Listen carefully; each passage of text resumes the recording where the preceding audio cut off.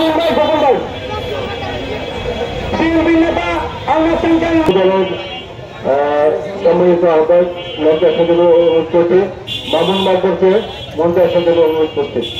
মামুন মাদবর sir.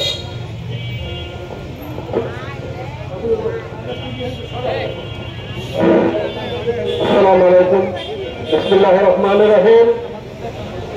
আজকে এই সংক্ষিপ্ত পথসভার আমি 28 বছর জার্মানিতে বসবাস করি। আমি জার্মান বিএনপির জয়েন্ট সেক্রেটারি। আমি একটা বিভাগীয় আজকে আমার এই কমিটির সিনিয়র ভাইস প্রেসিডেন্ট জনাব হামিদ ভাইকে আমি আজকে পরিচয় করে দেব।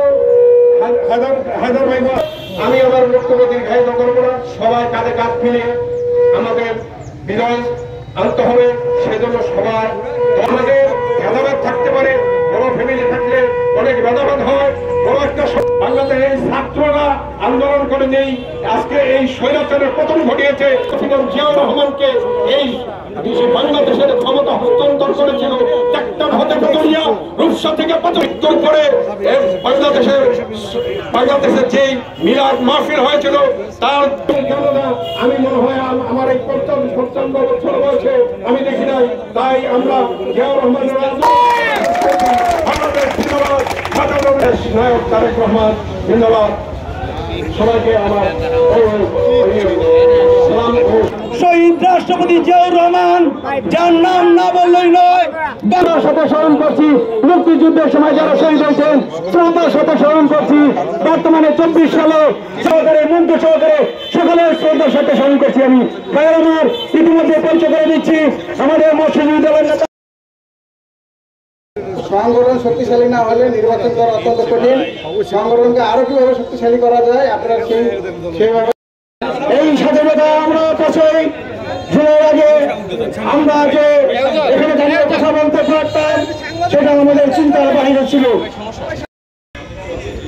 দ্বিতীয় স্বাধীনতা লাভের পর দীর্ঘ 17-16 বছর পর মানুষ জনাব স্বপন মাঝি সাবেক সাধারণ সম্পাদক গড়িয়া উপজেলা বিএনপি, এখানে আমার প্রিয় মানুষ সরকার সাহেব, প্রিয় মানুষ মামুন ভাই, গড়িয়া থানা।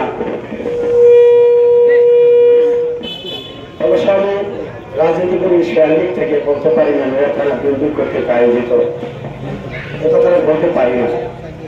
মাথার ঘাম পায়ে ফেলে গায়ে রক্ত গুজার করে দিয়ে আওয়ামী লীগ বা সরকারের বিপক্ষে দাঁড়িয়েছিল। গণমানুষের নেতা